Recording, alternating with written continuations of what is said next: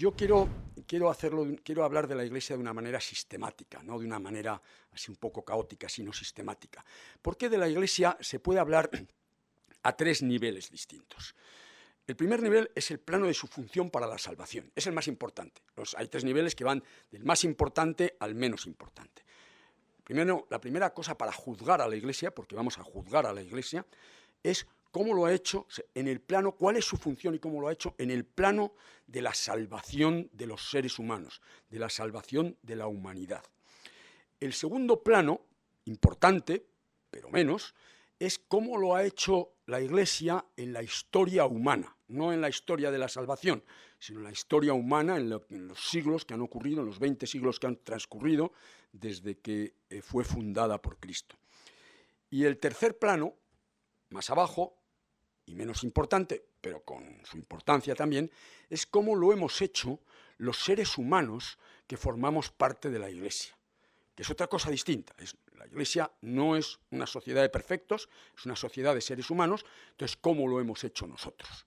Entonces, vamos a distinguir claramente estos tres planos. Y, naturalmente, me voy a extender algo más, aunque voy a intentar ser lo más breve posible, porque ya a estas horas pues uno está pensando más en lo que le dice el estómago que en lo que le dice la cabeza.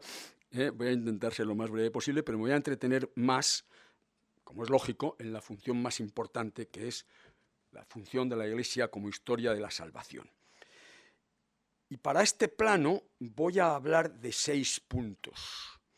El primer punto los voy a enumerar primero y luego voy a ir desarrollando brevemente cada uno de ellos. El primer punto es preguntarnos si realmente Cristo fundó a la Iglesia, porque si no la fundó, si fue una cosa que se le ocurrieron a los apóstoles, incluso siendo verdad todo lo que hemos visto a lo largo de este seminario, si solamente se le ocurrió a unas personas, pues entonces la verdad es que la Iglesia tiene poco que decirnos. ¿La fundó Cristo? La segunda, ¿le dio poder para mantener y desarrollar la verdad de Cristo? Le dio poder Cristo para desarrollar, luego hablaré qué es eso de desarrollar. Tercera cosa, la encargó de anunciar el reino de Dios. Cuarta cosa, ¿puede hacer presente a Cristo la Iglesia hoy, aquí y ahora? Quinta cosa, ¿cómo quiso Cristo que fuese la Iglesia? ¿Cómo quiso que fuese? ¿Cómo quiso que estuviese organizada? Y sexta cosa, que es el juicio, que es cómo lo ha hecho en ese plano desde hace 2000 años hasta ahora. En el plano, insisto, de la historia de la salvación. Para cada una de estas cuestiones voy a abordarlas siempre desde dos perspectivas. Una, por el uso de la pura razón, de lo que nos dice la razón. Dios nos ha creado seres libres y seres dotados de razón y entendimiento, y no nos ha creado seres libres y con razón para que despreciemos el uso de la razón, sino para que la usemos, aunque la razón pueda ser incompleta. Pero voy a usar en cada una de estas cosas primero un argumento de lo que parece razonable, no una demostración de como que 2 y 2 son 4, sino lo que parece razonable. Y luego otra respuesta en el plano de lo que dicen los evangelios.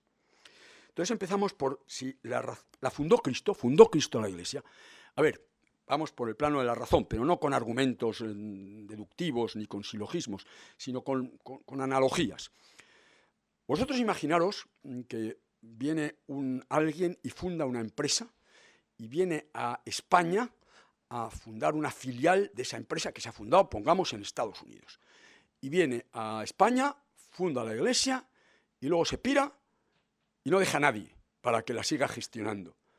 Hombre, la razón nos dice, esta persona no tiene las ideas claras, o sea, ha hecho una auténtica estupidez. O sea, si tú llegas y fundas una multinacional, no, tendrás que dejar una estructura, tendrás que dejar gente que la siga gestionando, tendrás que dejar gente que siga llevando adelante este proyecto que tú has puesto en marcha.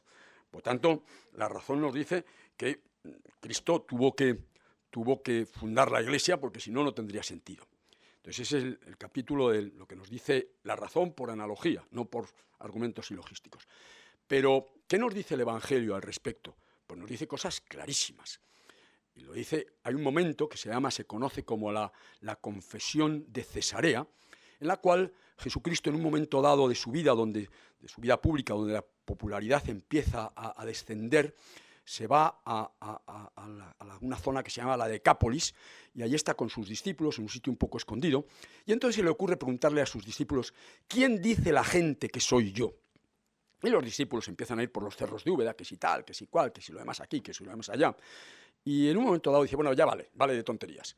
¿Quién decís vosotros que soy yo? No, ¿quién dice la gente? ¿Quién decís vosotros que soy yo? Y los apóstoles, los discípulos, se quedan callados porque no saben qué contestar, y el que da el paso al frente es, como siempre, impulsivo, Pedro, y le dice: tú eres el Mesías, el Hijo de Dios vivo. Y en ese momento Jesús le dice: y tú eres Pedro, que quiere decir piedra, y sobre esta piedra fundamentaré mi iglesia, y las puertas del infierno no prevalecerán contra ella. Las puertas del infierno, el infierno atacará a la iglesia, y hasta el humo del infierno puede entrar dentro de la iglesia, como dijo Pablo VI. Pero las puertas del infierno no podrán con ella. O sea que parece que es bastante... Hay otros pasajes en los cuales también se ve que Cristo funda la iglesia, o sea que tanto desde el punto de vista de la razón como desde el punto de vista de lo que dicen los evangelios. Yo me alegro. Bueno, esta charla no tendría mucha base si no fuese porque viene detrás de las que habéis visto para ver la credibilidad de los evangelios. Si no se hubiese sustentado antes, como se ha hecho en charlas anteriores, esa credibilidad de los evangelios, lo que yo pudiese decir ahora a los evangelios pudiera parecer papel mojado, pero gracias a Dios, o gracias a los ponentes que ha habido delante de mí, esta parte ha quedado suficientemente sustentada. Entonces vamos al segundo punto. El segundo punto dice: ¿le dio poder para mantener y desarrollar la verdad de Cristo? Quiero hacer un poco énfasis en la palabra desarrollar, porque a veces a la iglesia se le dice: hombre, vamos a ver, es que lo que pasa es que los tiempos han cambiado, y entonces ahora hay cosas que antes no eran de una manera, pero claro, ahora ya en estos tiempos tiene que abrirse a que sean de otra manera, porque los tiempos son distintos. Y la iglesia tiene una verdad que no es suya, que es un depósito que le ha dado Dios, pero que puede desarrollar. ¿Y qué quiere decir ese desarrollar? Que puede hacer lo que le dé la gana con ella, de ninguna de las maneras. Y quiero poner un ejemplo de qué es esto de desarrollar sin cambiar. Las leyes de la termodinámica, no voy a explicar aquí qué son, Dios me libre de eso, son algo absolutamente inviolable. No hay ningún artefacto en el mundo, ni ningún ser vivo en el mundo, ni nada que exista en el mundo que pueda violar las leyes de la termodinámica. Sin embargo, aplicando esas mismas leyes que son inmutables, hoy se hacen motores que eran impensables hace 20 años, y dentro de 100 años se harán motores que utilizan las mismas leyes inmutables de la termodinámica, que tendrán muchísimo más rendimiento y se adaptarán mucho más a las necesidades de los hombres. Pero siempre bajo las leyes de esas leyes de la termodinámica que son absolutamente inviolables. Entonces, Cristo reveló una verdad que es inviolable, pero que es desarrollable. Eso es lo que quiero decir en cuanto a si la Iglesia tiene poder para desarrollar la verdad. No tiene poder para ir contra lo que se le dijo, tiene poder para desarrollarlo respetando esas leyes. ¿Qué nos dice la razón? Pues, hombre, evidentemente, si no hubiese sido así, si no hubiese tenido ese poder, la verdad se hubiese perdido. Preguntaos una cosa: ¿quién conocería hoy en el mundo a Cristo si hubiese sido la Iglesia la que hubiese transmitido su mensaje? ¿Quién lo conocería? Nadie. ¿Quién creería, quién sabría, cómo se habría mantenido la verdad de que Cristo es verdadero Dios y verdadero hombre? Los primeros siglos de la Iglesia están marcados por concilios donde hubo que defender a capa y espada, y muchas veces a costa de la vida, que Cristo era verdadero Dios y verdadero hombre. Y fue muy difícil y muy duro para muchas personas mantener ese principio. ¿Quién creería esto? ¿Quién sería hoy Cristo para la humanidad? Los pocos que le conociesen, si no hubiese sido por la Iglesia. Bueno, un rabino en el siglo I, no habría siglo I, porque claro, no se contarían los años por el siglo I, seguiríamos contándolos como lo contaban los romanos, ab urbe condita, desde que se fundó Roma. Era un rabino, vivió por allá, por el año, no sé cuál, ab urbe condita, y que nadie sabe mucho de él, no sabríamos absolutamente nada de él. Por lo tanto, parece que la razón nos dice que sí, que fue fundada para mantener y desarrollar, sin traicionar, esa verdad de la que es depositaria, pero de la que no es de ninguna manera dueña y no puede cambiarla al azar de lo que la sociedad y el mundo le pide. Pero es que en el Evangelio también nos lo dice. Nos dice el Evangelio en la última cena de San Juan, aparte de darle poder para atar todo lo que atéis en la tierra quedará atado en la tierra, y todo lo que quedará atado en el cielo, y todo lo que desatéis en la tierra quedará desatado en el cielo. Pero aparte de eso les dice, mira, les dice Jesús en la última cena, sabe que le van a matar dentro de nada, se va a entregar él voluntariamente, lo sabe, y les dice, ahora no puedo deciros todo, porque no podríais entenderlo, pero el Espíritu Santo estará con vosotros y os hará entender a lo largo, no les dice a lo largo de la historia, os hará entender estas verdades. Entonces, el Evangelio claramente se le dice a todos los apóstoles que están en la última cena con Jesús, se dice, vosotros tenéis el poder de transmitir esa verdad, tenéis que transmitirla y ahora no podéis entenderlo todo porque todavía no estáis preparados, pero el Espíritu Santo os dirá, os irá diciendo, os irá asistiendo a lo largo de la historia para que adaptéis, para que desarrolléis esas ideas como hay que desarrollarlas sin traicionarlas. Le encargó anunciar, tercera cuestión, le encargó anunciar el reino de Dios, le encargó ir por el mundo anunciando el reino de Dios. La razón que nos dice la razón, algo muy obvio, si no se lo encargó, ¿para qué la fundó? O sea, ¿qué sentido tiene fundar una cosa para luego decir, no la desarrolles, no sigas con ella, olvídate, vamos a dejarlo que lo crean los 4 gatos que lo creyeron en aquella época y ¿para qué queremos que lo sepa nadie más? O sea, la razón nos dice que tiene que ser así, que no podría ser de otra manera. Insisto, la razón no con un argumento silogístico, sino con una razón de lógica, de sensatez, de sentido común, ¿no? Pero es que el Evangelio también nos lo dice. El Evangelio nos dice que los mandó primero, manda a los 12. Les dice, id a predicar. Cuando todavía vivía Cristo, les manda a predicar el mensaje. Era como un entrenamiento, nada más que un entrenamiento. Luego manda a 72 discípulos. Luego volveré a hablar de estos 12 y estos 72. Manda a 72 discípulos. También a predicar, porque él, como él no podía llegar a todos los sitios donde quería llegar, les manda a 72 para que vayan de 2 en 2 y vayan predicando por todos los sitios donde él no puede llegar. Pero todavía sigue siendo un entrenamiento, un pequeño entrenamiento. Pero cuando asciende a los cielos, dice, alguien preguntaba, ¿dónde está el cuerpo? Pues el cuerpo de Cristo está en cuerpo glorioso en el cielo. Ha habido algunas personas a las que han tenido la inmensa fortuna de que se les ha aparecido Jesucristo vivo y resucitado, pero está en el cielo y bajará del cielo en el día de la parusía, del juicio final, con gloria y majestad, como dijo también de sí mismo el propio Cristo. Entonces, cuando ya asciende a los cielos, le dice, id por todo el mundo, anunciando lo que habéis oído y bautizando en el nombre del Padre, del Hijo y del Espíritu Santo. Cuando dice ir por todo el mundo, según qué evangelio se lea, el de San Lucas o el de San Mateo o el de San Marcos, dice id y anunciad a toda criatura, y en otra parte dice id y anunciad a todos los pueblos. Es decir, fundó una iglesia universal, una iglesia católica. No era para los 4 gatos para los que empezó a predicar, era una iglesia para todo el mundo. Y de hecho, los apóstoles, que eran unos catetillos, de pescadores incultos de un sitio perdido en el mundo, se lanzaron por todo el mundo. O sea, voy a ir a Roma, dice Pedro, al imperio, al centro del imperio. Voy a ir al centro del imperio a transmitir el mensaje. Pues está claro, sí, porque se lo había mandado, ir a todos los pueblos. O sea, es una iglesia católica y universal. Cuarta cuestión. ¿Puede hacer presente la Iglesia a Cristo vivo y resucitado hoy y aquí?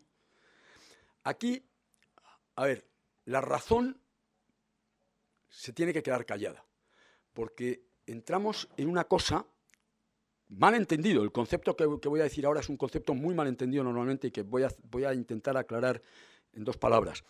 Entramos en el terreno del misterio. La gente piensa del misterio que es una cosa como no se puede saber nada de él, pues le ponemos la etiqueta de misterio, pero bueno, mañana dejará de ser misterio, porque mañana vendrán nuevos conocimientos que harán que eso que hoy no sabemos, mañana lo sepamos. Eso no es el misterio, eso es la ignorancia, que es completamente distinto del misterio. No sabemos la cura de determinadas enfermedades, no sabemos cómo se puede curar el Alzheimer, pero afortunadamente tengo la confianza de que dentro de, no sé, 20 o 30 años, pues alguien descubrirá cuál es la manera de curar o de paliar o de hacer que el Alzheimer o cualquier otra demencia senil sea curable. Eso no es un misterio, eso es ignorancia.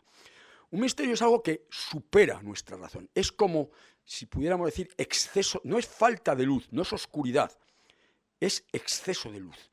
Es más luz de la que nuestra razón es capaz, de lo que nuestros ojos son capaces de asimilar. Es algo que cae fuera de nuestro conocimiento. Los seres humanos ocupamos, si considerásemos esta pared, los seres humanos, nuestra razón, nuestro cerebro, sería un circulito así de pequeño. Fuera de eso hay cantidad de cosas que están absolutamente fuera de nuestro alcance. Vivimos en un mundo de 3 dimensiones, más el tiempo, 4, pero lo normal es que haya 10.548 dimensiones y nuestra cabeza es incapaz de abordarlas. Hay cantidad de cadenas causa y efecto que se producen fuera de lo que es capaz nuestra cabeza de prever. Y a eso, que no es ignorancia, que es algo que nos supera por todos lados, le llamamos misterio. Muchos pensadores han hablado que la verdadera belleza se encuentra en el misterio, porque el misterio es algo en lo que siempre podemos profundizar, siempre podemos ver un poquito más, pero sabiendo que siempre hay algo que no podremos ver nunca. Bueno, mejor dicho, que solo podremos ver cuando veamos a Dios cara a cara, porque ahí tendremos la respuesta a todos los misterios, porque nuestra inteligencia no estará ya sometida a estas 3 dimensiones y a este mundo en el que nos movemos. Por tanto, aquí voy a dejar fuera la razón y voy a ir solamente al Evangelio. Y como estamos hablando de si se puede hacer presente a Cristo vivo y resucitado hoy, voy a decir que sí. ¿A través de qué? A través de una cosa que instituyó Cristo y que vamos a ver escriturísticamente, evangélicamente, dónde está cada cosa de estas, que se llaman los sacramentos, que es las herramientas que Dios nos ha dado a nosotros, pobres y miserables seres humanos, para poder llegar hasta Él. Y esto, que digo que va más allá de la razón, sí que tiene una base escriturística, todos y cada uno de ellos. Y muy brevemente, perdonadme, pero voy a repasar, aunque esto no es una lección de catecismo, voy a repasar los 7 sacramentos. El bautismo, lo acabo de decir, cuando se eleva a los cielos, id por todo el mundo y bautizad en el nombre del Padre, del Hijo y del Espíritu Santo. Clarísimo, está constituido el bautismo. La confirmación, oye, también, ¿para qué vamos a decirlo de otra manera? Les había mandado, ya os he dicho, como entrenamiento, ¿no? A todos, primero a 12, luego a 72, pero luego les confirma ese mandato que les había dado, se lo confirma. A nosotros nos pasa lo mismo. En el bautismo entramos a ser hijos de Dios, somos hijos de Dios, somos constituidos como sacerdotes, no sacerdotes que pueden consagrar, pero sacerdotes en el sentido de intermediarios entre Dios y los hombres. Todos nosotros somos sacerdotes, no como el ministerio del sacerdocio, pero sacerdotes. Profetas es aquel que profiere la verdad. Profetas y reyes, porque tenemos una dignidad impresionante como hijos de Dios. En el bautismo somos constituidos sacerdotes, profetas y reyes. Pero salvo algunos que a lo mejor han tenido, no sé si llamarle la suerte o no, de haber sido bautizados ya de adultos, yo no me acuerdo de mi bautismo. Entonces la confirmación es un vete. Y además los sacramentos no solamente son una orden, son además algo que te da fuerza, son un alimento. Cuando yo era pequeño te confirmaban a los 5 años. Yo no recuerdo mi confirmación porque no me la hicieron. Yo no fui confirmado a los 5 años, no aparecía en el registro. Entonces fui confirmado cuando tenía ya, me parece que 50 o 50 y tantos años. Os puedo asegurar, no puedo demostrarlo, pero os puedo asegurar que en mi vida hay un antes y un después de ese momento de la confirmación. Os lo puedo asegurar. O sea, no puedo decir en qué consiste, pero os lo puedo asegurar. Entonces, no me quiero alargar demasiado en cada uno de los sacramentos porque no acabaría nunca. El sacramento del perdón. Perdonad los pecados. Os doy poder para perdonar los pecados. Lo que atéis en la tierra, ya lo he dicho antes, quedará atado en el cielo. Lo que desatéis en la tierra quedará desatado en el cielo. Esto es algo impensable, o sea, absolutamente impensable. Los judíos no podían tolerar que un hombre pudiese perdonar los pecados. De hecho, cuando a Jesucristo en un momento dado está en casa de Pedro, en Cafarnaún, y hay un paralítico que lo bajan rompiendo el tejado, antes de decirle, levántate y anda, como curó a tantas personas, le dice, hijo, le mira a los ojos, y le dice, hijo, tus pecados te son perdonados. Y los fariseos que estaban allí dicen, ¿y quién es este para perdonar los pecados? Lo piensan, no lo dicen. Y dice, ¿que creéis que el Hijo del Hombre no tiene poder para perdonar los pecados? Pues para que veáis que sí, que es más fácil decir, ¿tus pecados te son perdonados o levántate y anda? Me imagino, a veces los evangelios son tan escuetos que uno tiene que poner un poco en juego su imaginación, como si fuese un director de cine, está imaginando la escena. Uno tiene que imaginar el silencio que se produjo en ese momento. ¿Qué es más fácil decir? ¿Tus pecados te son perdonados o levántate y anda? ¡Wow! ¿Qué va a decir este ahora? ¿Será capaz? ¿Será capaz? Pues para que veáis que el Hijo del Hombre tiene poder para perdonar los pecados, yo te digo, levántate, toma tu camilla y márchate. Y el tío se levanta, toma su camilla y se marcha. ¡Wow! Tus pecados te son perdonados. Pero es que luego él se lo confiere a todos. Yo sé que a mucha gente el sacramento del perdón le cuesta muchísimo, porque parece que ir a contarle tus miserias a otro ser humano, pues como que es un poco, no sé. Yo me voy a permitir contaros, me estoy enrollando demasiado, pero da igual, contaros una experiencia personal, mía. Yo hace muchos años, pasé muchos años muy lejos de la iglesia, tenía fe, sí, existía Dios, sí, pero era un tío, un pavo que estaba por ahí arriba, que a yo no le importaba 3 caracoles y tal. Y un día, por una serie de circunstancias, decidí que esto no podía ser así, no os cuento las circunstancias, pero que tenía que ir a confesarme. No había hecho tampoco, llevaba 10 años sin confesarme, tampoco es que hubiese asesinado a nadie ni nada por el estilo, pero a uno le molesta eso, ¿no? Y entonces, además, para colmo, iba a confesarme con un cura que había venido a intentar convertirme en esa época y le había mandado a escardar cebollinos. Y era un cura que te veía a quien iba, o sea, te veía cuando ibas a confesar, te veía la cara y me conocía, por lo tanto. Y yo allí decía, eras tú el chorreo que me va a echar este tío. Y entonces le conté como pude así atropelladamente las cosas y me dice al final, ¿ya se acabó? Sí. Dice, ahora es cuando viene el chorreo. Y entonces me dice, mira Tomás, vas a hacer una cosa, vas a coger todo esto que me has contado, vas a hacer con eso un atillo. Recuerdo las palabras casi textualmente. Y lo vas a echar en el océano de la inmensa misericordia de Dios. Y nunca más te pese esto en el alma. Y si te equivocas, que te equivocarás, pones típex, lo borras y vuelves a escribir. Os juro que salí de esa confesión levitando. 5 palmos por encima de la tierra. 5 palmos. Y ahora todavía, ya me confieso con bastante asiduidad, pero todavía cuando voy a confesarme, incluso cuando voy a confesar, llamémosle así, chorradas. Digo, chorradas, tú imagínate que a un amigo le dices, oye, mira, déjame en paz, que eres un pelmazo. ¿Le has hecho alguna ofensa grave? No. Pero luego te vas a tu casa y dices, oye, he estado mal con fulanito. Y le llamas por teléfono.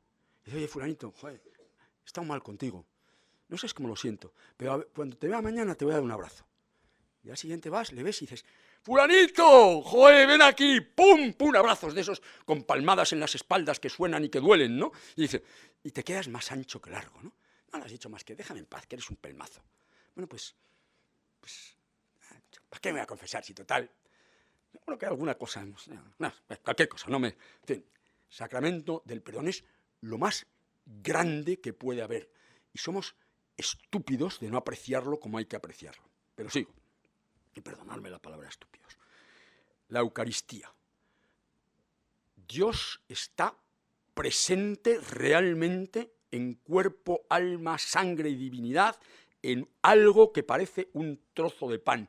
La razón ante esto no puede más que decir, ¿qué es esto? Misterio, ¿no? Pero está clarísimo, está clarísimo. Las palabras de consagración, esto es mi cuerpo, esto es mi sangre. Pero para dejárnoslo claro, Cristo, por si acaso a alguno le cabía duda de que eso era una cosa como más o menos simbólica, dicho así como para decir algo, esto es, bueno, esto como si fuera mi cuerpo. Juan, el evangelista San Juan, nos cuenta en un pasaje, el evangelista San Juan no cuenta esto en su evangelio, no cuenta las palabras consacratorias en él, pero nos cuenta mucho antes cuando Cristo en un momento dado les dice, el que no come, les dice a mucha gente que estaba alrededor suyo, el que no coma mi cuerpo y no beba mi sangre no tendrá vida eterna, porque mi cuerpo es verdadera comida y mi sangre es verdadera bebida. Joder, para un judío, bueno, para un judío y para nosotros, ¿os imagináis? Comiendo un trozo de carne o bebiéndonos se nos dan escalofríos. Pero sí, para un judío la sangre, los judíos todavía hoy tienen que tomar los animales desangrados, porque la sangre es algo impensable. Entonces, claro, ¿qué pasó? Que se le fue todo el mundo. Todo el mundo dijo, ¿qué? Cristo, si fuese alguien que quisiese atraer a las masas a cualquier precio, no tenía por qué haber dicho eso.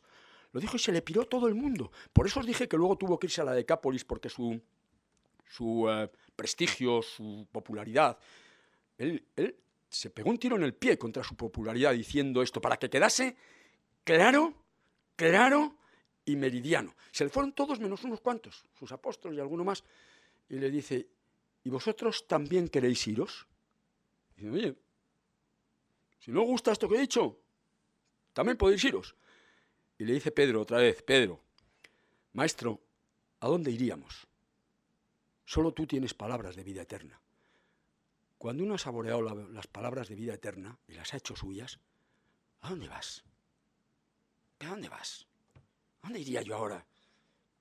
Solo tú tienes palabras de vida eterna. En fin, o sea que, clarito. Unción de los enfermos. Anda que no hizo curaciones Jesús. Pero la unción de los enfermos no es solamente para alivio del cuerpo. Yo puedo contar también experiencias de personas a las que he querido mucho, que han recibido la unción de los enfermos y ha sido para ellos algo fantástico desde el punto de vista de la salud corporal. Pero no es solamente para la salud corporal, es para la salud espiritual del que tiene una enfermedad. No es la extrema unción, como se decía antes, para el que está a punto de morir, es para cualquiera que tenga una enfermedad.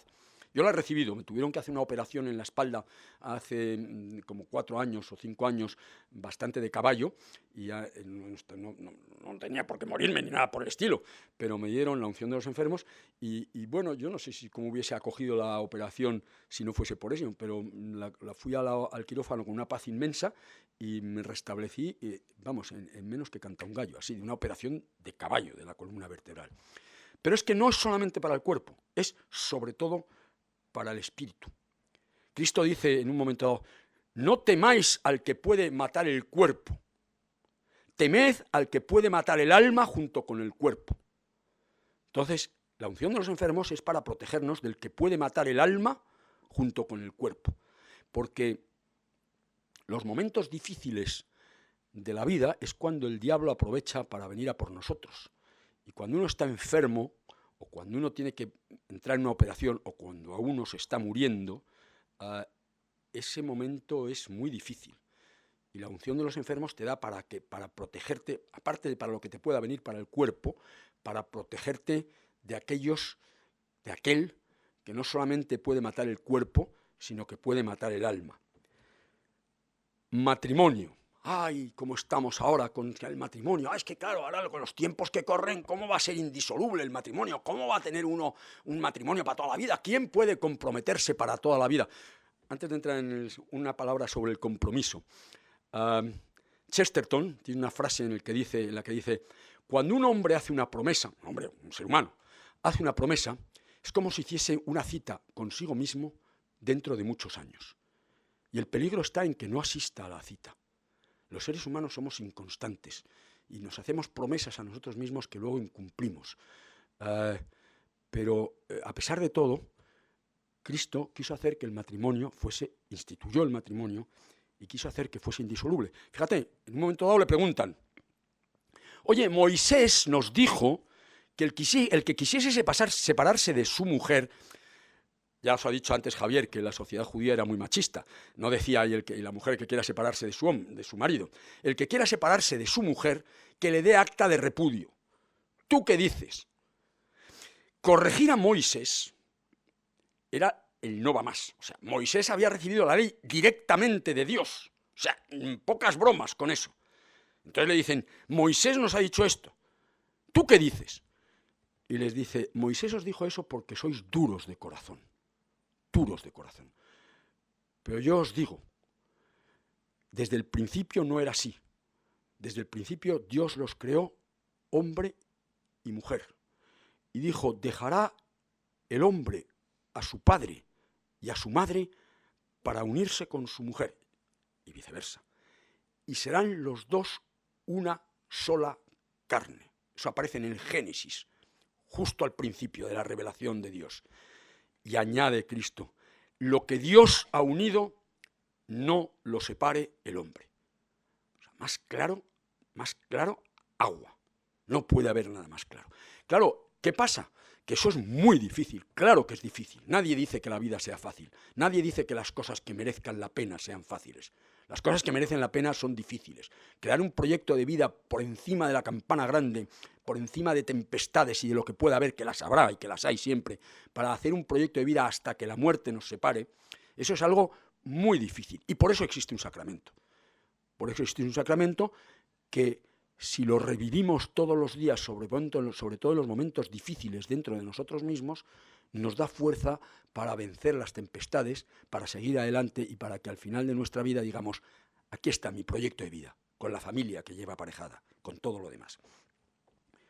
Y por último, de los sacramentos, orden sacerdotal. Les dice en la consagración, después de consagrar, le dice, haced esto. En el momento de la consagración estaban solamente los 12 apóstoles, que son todos los obispos y sacerdotes son los sucesores de los apóstoles. Les dice, haced esto en memoria mía. Y en ese momento, es el momento que queda instituido, que hay unas personas que, aunque todos somos sacerdotes, mediadores entre Dios y los hombres, hay unas personas que tienen un sacramento ministerial que hace que puedan consagrar, que puedan perdonar los pecados en el nombre de Cristo y siendo otro Cristo. Entonces, bueno, pues estos son los sacramentos, pero hay otras maneras en que Cristo nos dijo que iba a estar presente entre nosotros. Allí donde estéis 2 o 3 o más unidos en mi nombre, ahí estoy yo con vosotros. No está físicamente, no viene y se nos aparece, pero allí está con nosotros. Cada vez que nos reunimos a rezar un grupo de nosotros, allí está Dios con nosotros. Y dice,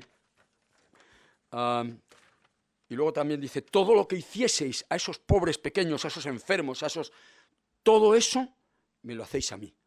O sea, Cristo está presente en cada ser humano que sufre. Y como todos sufrimos, no hace falta decir, tengo que ir al que está paralítico o al que está, que también, es que todos sufrimos. Es que el que no sufra no es de este mundo, es un extraterrestre. Y como nadie somos extraterrestres, todos sufrimos. Por lo tanto, todos necesitamos ser consolados. Por lo tanto, Cristo está en todos los seres humanos que nos rodean. Llegas a tu despacho por la mañana y dices, hola, buenos días, con buen humor, aunque estés hecho polvo, y estás diciéndole hola, buenos días a Cristo. Entonces, Cristo se queda en cada una de las personas. Bien, me he enrollado mucho en el cuarto punto. Quinto punto, ¿cómo quiso que fuese? Y quiso que fuese jerárquica. Quiso que fuese jerárquica. La razón, ¿qué nos dice? Pues la razón nos dice que no hay ninguna organización que pueda subsistir si no hay una estructura de, perdóname la expresión, o sea, de jefes e indios. O sea, tiene que haber una estructura. Yo tengo un jefe, esta universidad, yo vengo aquí a trabajar y yo sé que tengo un jefe con el que puedo discutir, con el que puedo no estar de acuerdo, que puede escucharme y debe tenerme en cuenta y debe considerar mi opinión, pero que al final dice, muy bien, Tomás, ya te he oído. ¿Tienes algo más que decir? No. Bien, pues después de que me digas esto, a lo mejor le he convencido y me da la razón, pero después de que me has dicho esto, hay que hacer esto. Y yo no me queda más remedio que decir a la orden y hacerlo. Si me gusta, bien. Y si no me gusta, mal. ¿Vale? O me piro.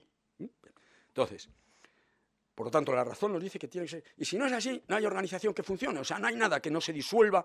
Que cada uno haga lo que le dé la gana. Pues, estupendo, durará 3 días y luego se irá a la porra, ¿no? Pero es que el Evangelio también nos lo dice. Dice, ya os he contado, Primero le dice a Pedro, tú eres Pedro y sobre esta piedra... Pero luego tiene los 12 apóstoles. Luego hay otro círculo, entre esas, que son los 72 apóstoles que os he dicho antes, discípulos, que manda a predicar. Y luego está el resto, porque a Cristo le seguían momentos más altos, momentos más bajos de su popularidad.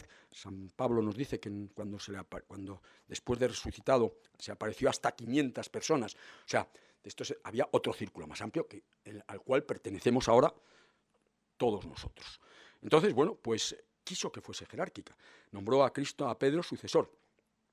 Pero los protestantes dicen que no creen en que el Papa sea el vicario de Cristo en la tierra.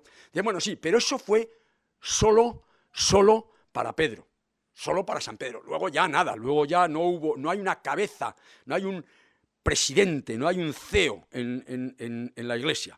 Eso fue para Pedro nada más. Hombre, la razón nos dice que esto no puede ser así, que siempre tiene que haber un CEO. Pero es que además, no las Escrituras, esto no son las Escrituras. O sea, Dios estaba pensando no en ese momento, Cristo estaba pensando en ese momento, sino para siempre. Pero no las Escrituras, sino el cuarto papa. Ser papa era uno de los deportes de más riesgo que podía haber en aquella época. A Pedro le crucificaron cabeza abajo.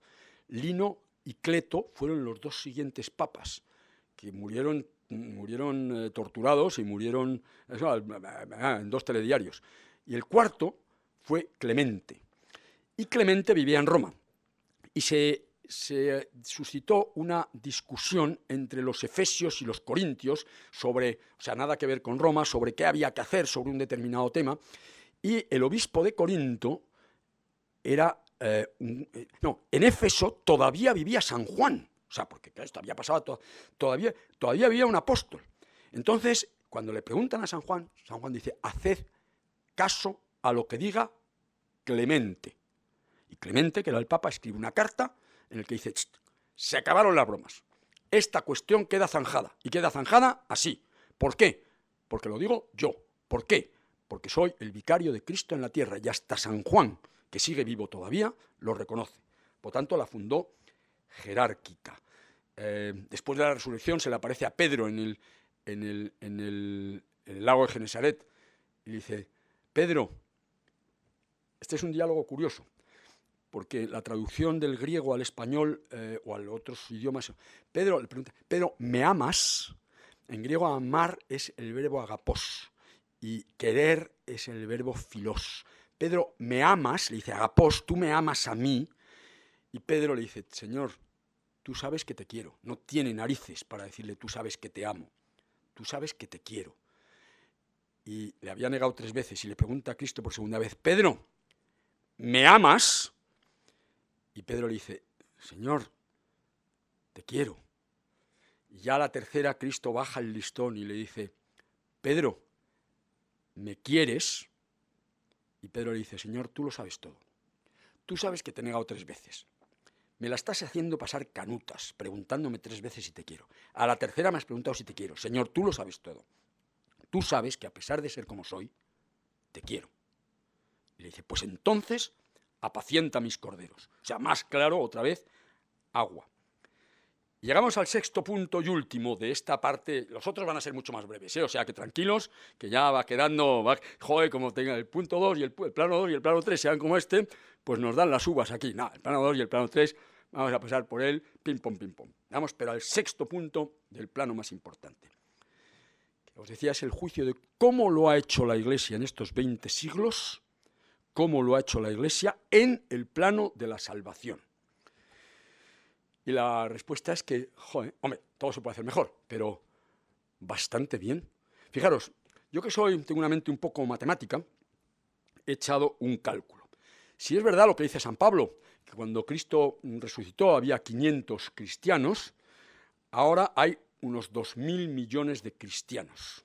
Vamos a meter en el mismo saco, aunque sea distinto, protestantes y católicos. 2.000 o 2.500 o 3.000, no sé la cifra exacta, pero da igual. Pero si esa cifra, 500 y 2.000 millones, es exacto, quiere decir que desde entonces hasta ahora ha habido 60 generaciones. Uno puede decir 2.000 años, sí, 2.000 años. Si cada generación son 30 años, son 60 generaciones. Y esta progresión de 500 a 2.000 millones quiere decir que el número de cristianos ha crecido un 30% en cada generación. No hay nada en este mundo que haya crecido el 30% en cada generación durante 2.000 años. Absolutamente nada. ¿Podría haber crecido más? Tal vez. Pero esto al mismo tiempo nos incita a una reflexión a nosotros. ¿Soy yo capaz de hacer a 0,3 a 1,3 personas que crean en Cristo?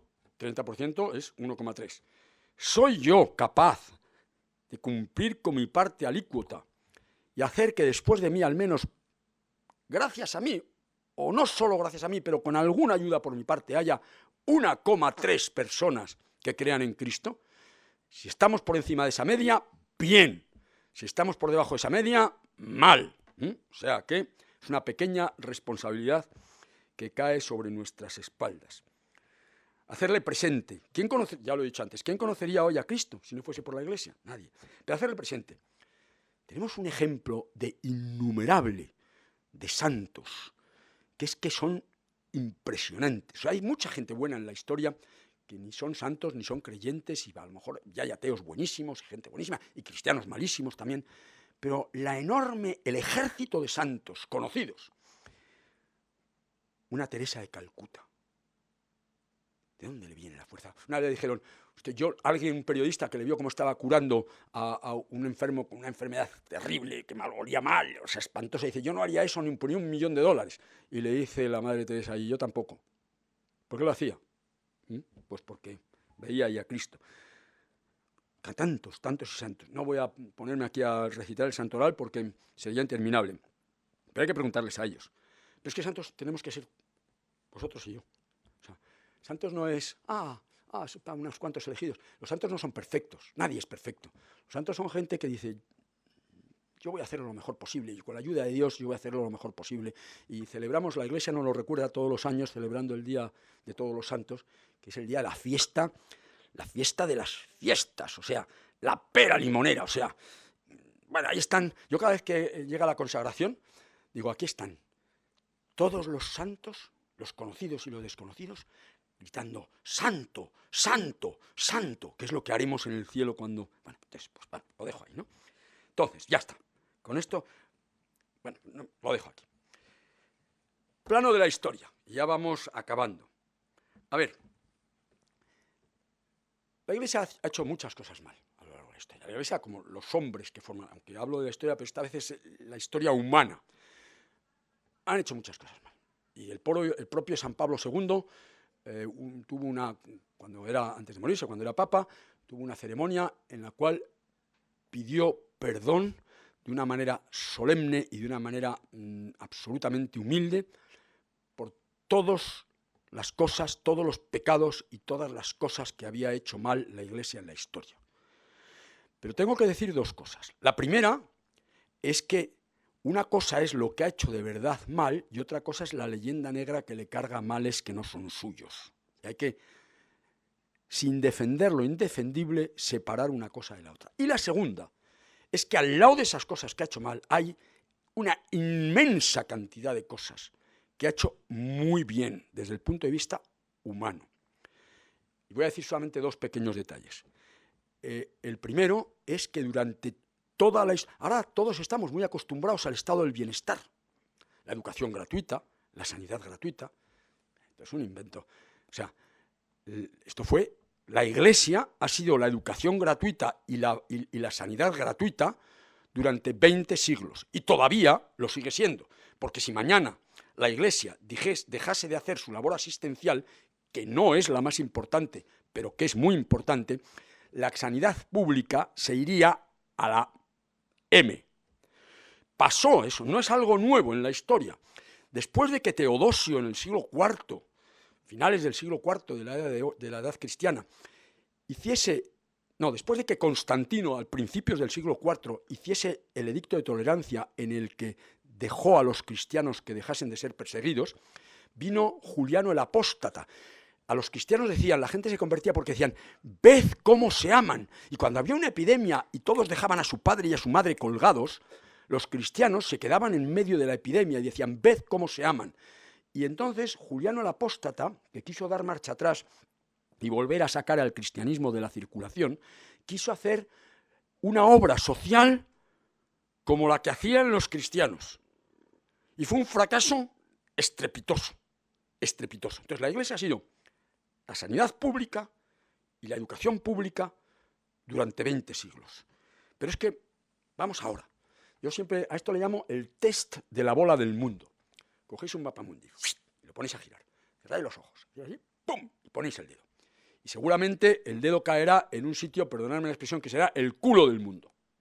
Bueno, pues en el culo del mundo, tened la seguridad que ahí hay un católico que está llevando el nombre de Cristo, y no solamente llevando el nombre de Cristo, que está llevando a que hagan pozos para encontrar agua, a enseñarles a leer, a enseñarles a escribir, a enseñarles matemáticas, a crear escuelas, a ayudarles a saber conservar los alimentos, a ayudarles a saber 1000 cosas, a vivir mejor, hoy.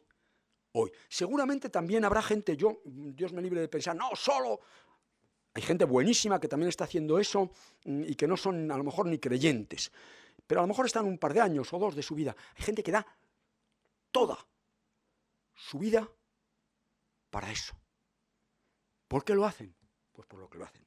Y es la Iglesia. Con lo cual ya acabo con la Iglesia en la historia, que os he dicho que iba a ser breve y lo he sido, creo. Y ya acabamos, porque solamente voy, y esto sí va a ser brevísimo, a... cómo lo hemos hecho los seres humanos que formamos la Iglesia. La Iglesia es santa en su esencia, pero los seres humanos que la formamos somos pecadores. Y hemos hecho a lo largo de la historia enormes cantidades de barrabasadas. Y hay cantidad de cristianos que son una vergüenza para el cristianismo. Y otros que sin ser una vergüenza somos pues mediocres. Bueno, yo tampoco me voy a considerar yo una vergüenza para la Iglesia, pero un poco mediocrillo sí, y unas veces sí y otras veces no, pero sí, hay muchos cristianos que lo hemos hecho muy mal, pero eso no le quita ni un ápice de santidad a la Iglesia. La Iglesia no es una sociedad de perfectos. Hay muchas sectas a lo largo de la historia, los gnósticos o los cátaros decían, no, a ver, en el mundo hay unos que somos la pera limonera, le llamaban los neumáticos, porque tenían alma, y luego están los puñeteros ílicos, que son los que solo son materia, que son una mierda. Perdona, ya me estoy empezando a desmadrar, yo hablo muy mal, hasta ahora me he contenido, menos mal que queda poco, porque si no... Y luego están los ílicos, que es una mierda. Entonces, nada, nosotros somos los buenos. Claro, los cátaros acabaron haciendo las mayores atrocidades, porque el que se cree muy bueno, desconfía de él. Antonio Machado decía, soy en el buen sentido de la palabra bueno. Cuidado con ser bueno en el mal sentido de la palabra. En el buen sentido de la palabra bueno. Entonces la Iglesia no es una sociedad de perfectos. Benedicto XVI decía, es como una red en el que entran todo tipo de peces, tiburones, peces normales, y Cristo también lo dice, dejad crecer el trigo y la cizaña.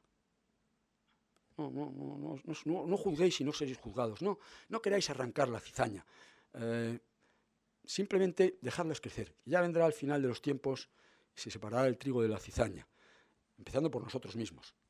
Seguramente todos nosotros tenemos que pasar vuelta y vuelta por un sitio que se llama el purgatorio para que nos quiten la cizaña. Si somos todo cizaña, pues la hemos fastidiado. Pero pero entonces, bueno, pues, y también dice, respecto a la red que decía Benedicto XVI, también Jesús lo dice, mira, esto del reino de los cielos es como una red que sacan los pescadores, la abren, ya hay todo tipo de peces, y entonces cogen los buenos y los echan al cesto para comérselos, y cogen los malos y los tiran para que se pudran. Entonces, pues, sí, los seres humanos que formamos la Iglesia somos eso. Hubiese sido bueno que Cristo hubiese dicho, no os preocupéis, a partir del momento que os hagáis cristianos, se acabó la lucha, se acabaron las dificultades, se acabaron, ya la vida va a ser jauja para todos vosotros. Pues no sé si hubiese sido bueno. A lo mejor resulta que se hacía todo el mundo ¿por qué te quiero, Andrés? Por el interés. Pues hombre, va a ser que no, ¿no? Entonces, ¿cómo lo han hecho los seres humanos? También ha habido ejemplos de cristianos maravillosos, también los hay. Pero lo hemos hecho como somos los seres humanos. Pues mediocrillo. Y algunos vergonzosos. No voy a hablar aquí, voy a hablar, sí, pero no voy a decir nada más, de todo el problema que hay con el tema de la pederastia, o todo el problema que hay con todos los problemas que seguramente vosotros tendréis en la cabeza. Sí, señor, sí, es verdad, qué terrible, qué triste, qué espanto, qué dolor. Cómo tenemos que rezar por la Iglesia para que los seres que la formamos seamos mejores. Pero nunca se nos ha prometido otra cosa que la lucha. Así es que nada más y muchas gracias.